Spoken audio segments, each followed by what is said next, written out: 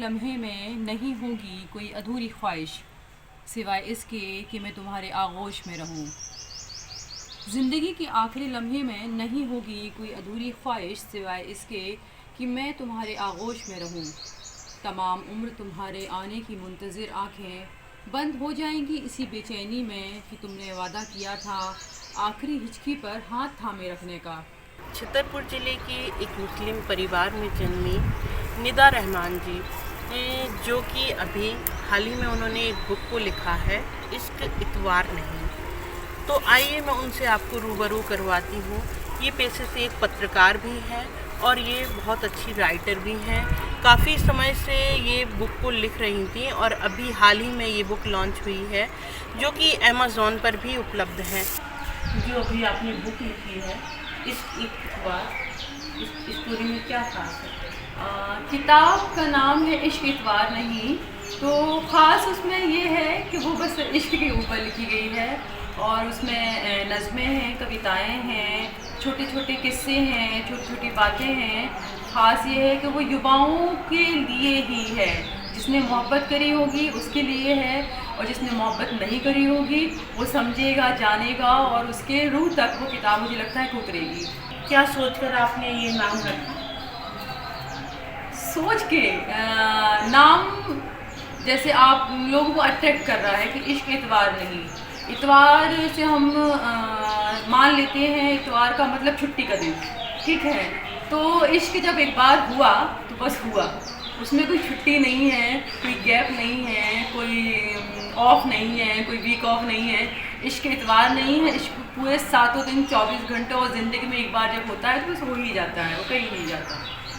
एक सत्य घटना पर आधारित है? नहीं, एक्चुअली ये घटनाएं सत्य घटनाएं नहीं। इसमें मैंने कहा कि सारा कुछ फिक्शन है, सारे इमोशंस हैं, जज्बात हैं, मोहब्बत है और मोहब्बत हकीकी भी है, रूहानी भी है। तो ये प्योर मोहब्बत की है और कोई इसमें कहानी नहीं है। नज़्में हैं, कविताएं हैं और इसमें बस इमेजिनेशन है, कुछ कुछ किसी की कोई चीज़ें देखी तो वो थोड़ा सा लिखा हुआ है। बाकी इसको ये सत्य वत्य घटना जैसी कोई चीज़ नहीं है। क्या सोचकर आपने इस बुक को लिखा है? ये सोचा नहीं था कि किताब लिख रहे हैं।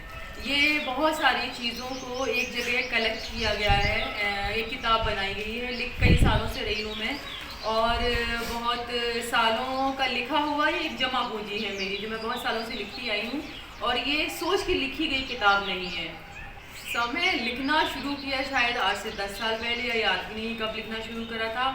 और किताब को कलेक्ट करने में थोड़ा सा टाइम लगा, बहुत ज़्यादा टाइम नहीं, क्योंकि चीज़ें फैली हुई थी लगातार। आप जब बहुत साल लिखते हो तो उसको कंपाइल करने में वक्त लगता है, तो बहुत ज़्यादा टाइम नहीं है क्योंकि ये बिखरी हुई चीज़ें एक सिमटी हुई किताब में है। बतौर मुस्लिम महिला होने के नाते सबसे बड़ी आज़ादी मुझे मेरे परिवार से मिली।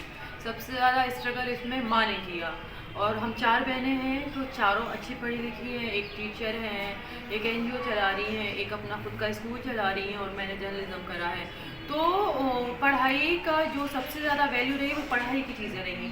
और अगर आपको घर से सपोर्ट मिलता है तो फिर आपको कोई रोक नहीं सकता है।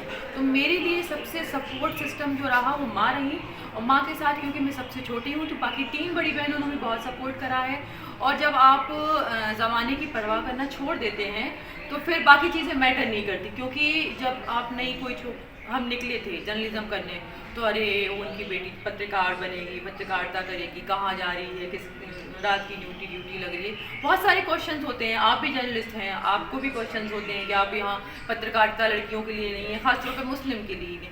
तो रही हैं चीज़ें, लेकिन अब काफ़ी हद तक चीज़ें बदली हैं और इसमें मुझे लगता है बदलना भी चाहिए चीज़ें। आप जब तक बाहर नहीं निकालेंगी, पढ़ाएंगी नहीं, उनमें कॉन्फिडेंस नहीं आएगा।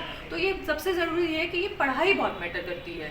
देखिए, वैसे तो अभी जो मैंने इसमें पढ़ा है कि जो इश्क के बारे में इसमें बहुत बारीकी से लिखा गया है और बहुत मज़ा भी आ रहा है इस बुक को पढ़ने में। और जो बातें मैं इश्क के बारे में नहीं जानता था वो बातें मैं जान पा रहा हूँ कि किस तरह से इश्क किया जाता है या होता है। इश्क के प्रति आपका नज़रिया चेंज हुआ है? हाँ बिल्कुल जी, आप बिल्कुल सही कह रहे हैं कि काफ़ी मेरा इसको पढ़कर मेरा नज़रिया जो चेंज हुआ है और बहुत सारी बातें मेरे सामने भी आ रही हैं। क्या क्या कहना चाहेंगे आप इस किताब को लेकर और युवाओं से भी? मैं सबको यही सलाह दूँगा कि इसको लोग पढ़ें और इश्क के बारे में बहुत सारी बातें जानें जो युवा आजकल के जानते नहीं हैं और इश्क के रास्ते पर निकल पड़ते हैं बिना उन बातों को जाने।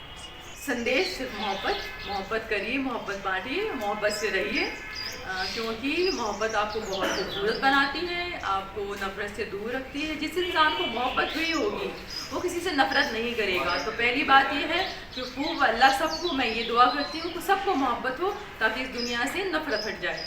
सपोर्ट करें, सब्सक्राइब करें, खबर लहरिया यूट्यूब के मेंबर बने। खबर लहरिया ऑन ग्राउंड को आज ही फॉलो करें। खबर लहरिया, आपकी खबर आपकी भाषा।